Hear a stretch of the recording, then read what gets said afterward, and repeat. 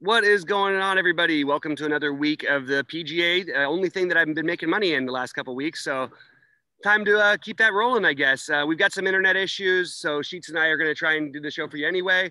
I'm in a quarantine. I know you guys have watched other shows, probably know that already. And it's just a little bit of a struggle. But Sheets, let's get into it. We're going to talk, different price tiers and all that. And let me know what you think.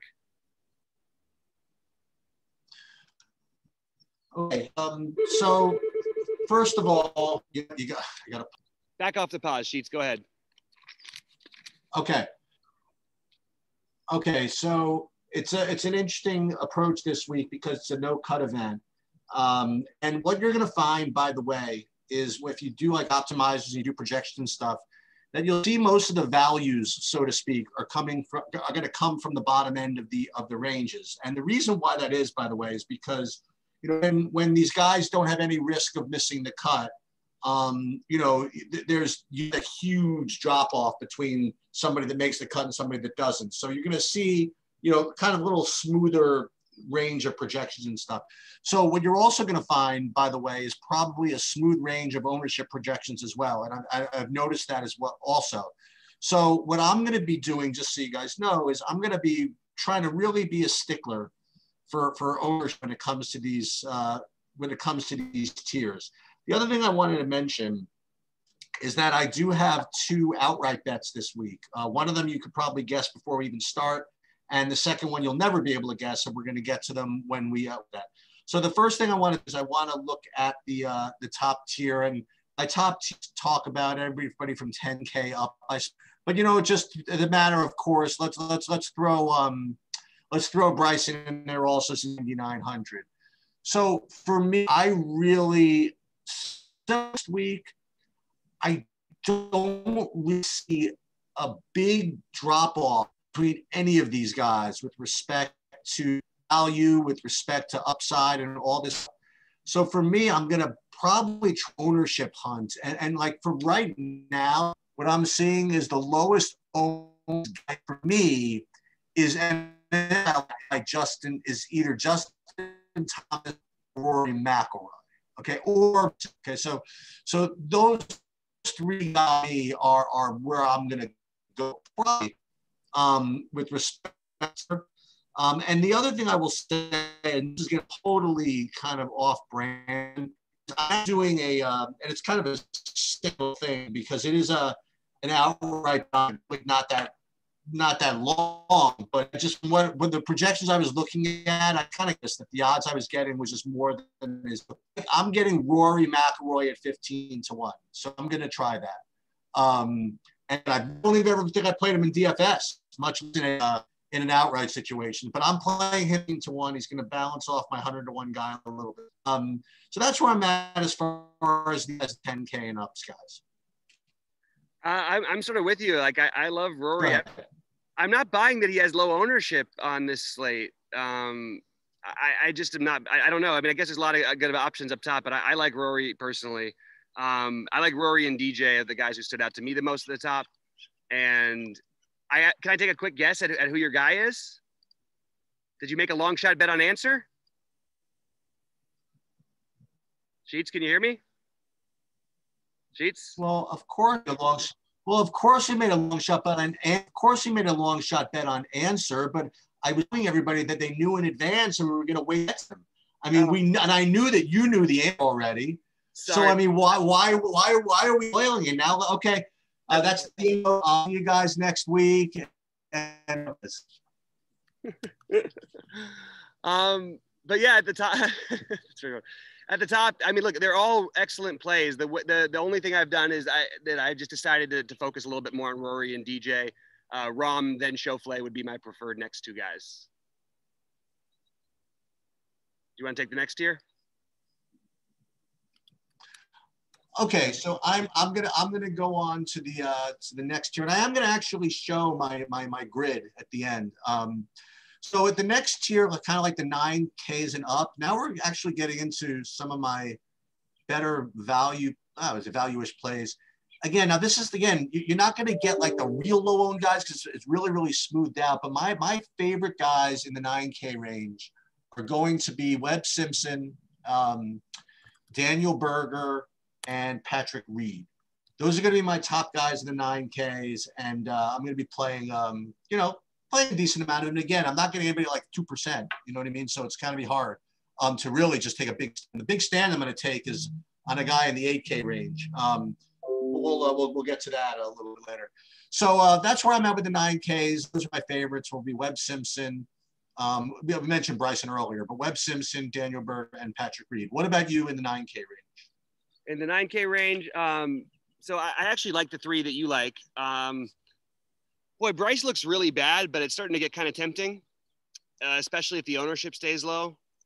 That's the only thing I was thinking. And then I think Kopka's played fairly well. He had the one bad round on Saturday last week, but other than that, has played really well and could have been right, at least in the hunt at the end, if not for that one awful day with the way that he played on Sunday and on, going into the weekend.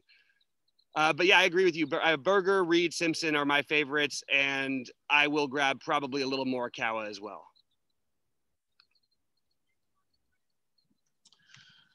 Okay, I'm going to go straight on ahead into the 8K range, and I want to highlight one guy who is going to be, he's just popping as a good value, probably going to be somewhat popular, and another guy who, a couple of guys, and I'm going to hate to bring up some bad memories, but let's, so Scottie Scheffler at 8,300, I think is probably my sort of best value, but he's going to be probably, he's going to be decently owned, maybe 14%. We'll get to my best play in a second.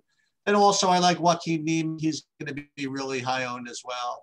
I like Zalatoris, but as we've discussed, I mean, he's usually higher owned than people project him to be. So even though I have him at about 12% or so, I project him to be higher.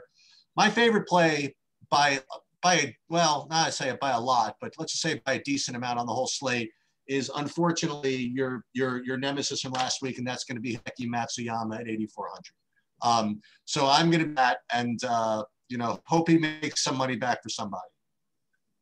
Yeah, you, Bobby. It's brutal, man. What worries me about Hideki is not like usually he's he'll blow up on a few holes or something, but he's not like making any birdies. The price and the ownership, I can't resist. You know me, I'll have more than the 5 or 6% that he's going to be owned. I like everybody in this range actually. Literally each player I'm going to have more than the field on, from Fleetwood, which no one's going to play him, as we all know, they never do. And I love Tommy Fleetwood. He just doesn't play over here as much. I like Fleetwood a ton. I'm not going to probably go to the Cam Smith route, although he's playing well. I just sort of can't play everybody kind of a thing. I have to go back to Homa. Guy's been really good to me, and I believe he's having the breakthrough year along with Scottie Scheffler. So I'm into both those guys.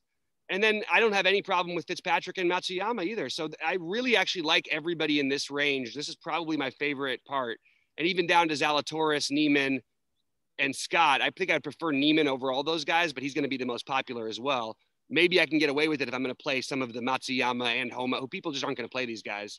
But I actually think Im might be my favorite player in that range. On to you. In the 7K range, my top two plays are chalky, and my third play is not. My top two plays are Harris English and Ryan Palmer, and they're it's nothing earth-shattering. They're going to be 15% owned probably, but I do like them. As a matter of fact, just my overall, as far as overall values go, I have English and Palmer number 2 and number 4. And then my next guy who I played before, and he has done sometimes well for me, sometimes not, but whatever it is, he'll be a little lower owned than the others, is Billy Horschel down at 7,000. So he's the next guy I have in the 7K range. And then the final guy that I'll highlight is another guy right at 7K, and that's Kevin Kisler. So for me, on the chalky side, English and Palmer. And then on the little less chalky side, Kisner and Billy Horschel. Yeah, for the chalky side, for me, it's English, and I guess my guess is that Justin Rose ends up being pretty popular by the end of it. Just people are going to see the price, but I don't mind him. I think my favorite in this range is probably I love Carlos Ortiz at 7,300, and I will absolutely go back to the well on Matt Wolff over and over and over again. I agree with you about Palmer and English, but I think Ortiz at slightly lower ownership than those guys, but still with some ownership probably. Ortiz and Matt Wolff with no ownership are my next most interesting guys. I also think that Kokrak should probably be in the conversation along with the Horschel thing. Not as interested in Kisner myself, but I get it. I just think I prefer Kokrak and Horschel this time. Before I just go into the 6K range, I want to highlight a couple of these, and he hasn't complained yet. So I'll throw all of Rick picks out there that we didn't touch on. Two of them from the 7K, one of whom you highlighted, and that was Carlos Ortiz. A really good case for him. He also tried to make an interesting case for why like Matt Wolff, or something about, because his number one asset was his driver, and that's what's been failing him the most, whatever. Right. But the guy that, again, I haven't really looked into it, just because he brought it up, I'm gonna give it a little more look, is Bezidenhout at 7,100. Mm-hmm. I just kind of want to throw it out there. So back to the under the 7Ks, like in the 6Ks, I do have I mentioned this before, because of just the way scoring dispersed, going to get probably good point per dollar looks in this range. So, but I'm going to just my top guys, and one guy I probably not like, but my number one play is A-Band. Actually, my number one, and again, it's when people, now this is like chicken and the people saying, I'm just playing A-Band because I play A-Band. So I wanted to show you, and when I rank these guys, the entire board, he's ranked number one, right? So, and part of it is because I use the same type of models to come up with my plays every week, which is I like him every week, I suppose. So I do like Bamser a lot. He's going to be really high. So you got to keep that in mind. As a result, I am going to be playing him at 101 on nitrogen. It's an outright bet. It's an impossible feat, but you know what? He was second in the Masters going into Sundays. That was possible too. So I'll take my chance with that. Sub 7K guys that I missed up here that I liked was Brandon at 6,400. He's a 3 overall on my entire board. Yep. Another guy is Mackenzie Hughes. He heroes in my showdown slates over the weekend. So on Sunday. So I would go back to him. Now he's going to really earth shatter Hughes. And the last guy, who I don't know if I can push the button just because he's popping for me and he's going to be low on this. I don't know if I can push the button on Matt Kuchar, but just to full disclosure, that's who's popping for me. And the other guy, and then I'll let go, is a semi-chalky. So that's where I'm at under 7K. Who was the semi-chalky one you said? That's all right. I'll go ahead. Lanto Griffin. Oh yeah, Answer and Griffin are my favorite plays, but they're the chalkiest down here. Sebastian Munoz is the one name you didn't mention that I have no problem going back to. Yep. And I like Brendan Todd a ton as well. I think he's going to end up being actually pretty high owned because I do think that he rates pretty well. That's most of it for me. I really like that 8, the high 8 or mid 8, I guess it is, up through the 9s quite a bit. So I think that I'm not going to have as many players down here, which is weird because there's actually better options than there ever are in the 6K range. Well, one other guy, look, he's hit or miss, but he had been playing better, and I'm willing to take shots on him just on the talent level, is Gary Woodland. That's the only other one I thought of. All right. Sheets, I think that's pretty much it. I don't know. Okay, so what we're going to do. Or let's do it. Wait. So what we're going to do is I'm going to go my top 10, the guy who's going to win. Then I'm going to go a top 5 9K. Then I'm going to go a top 10 at 8K, top 20 at 7K. All right. Since there's no cut, we don't have to worry about it. I'm done with all of mine. Then Bobby will do his. I will say the guy to the tournament, as I mentioned earlier, because I'm betting him out, is I'm picking Rory McIlroy. The guy in the sub 9, in the 9, so I guess get top 5, top 10, or whatever it is. I'm going to go with Webb Simpson. With the so the 8 is the best 8K guy to I guess get top 10, I suppose, because that's will be top 5. I go with Hideki Matsuyama, and then in the 7K range or below to maybe get top 3. No, I'm not going to go down to Abe Answer and be a hero, but I'll go with, maybe I'll be a little bit of a hero. How about this? I'll go a little bit. I'll go with Billy Horschel at 7K. I think was next, but I will go Billy Horschel. So, Bobby, who do you like?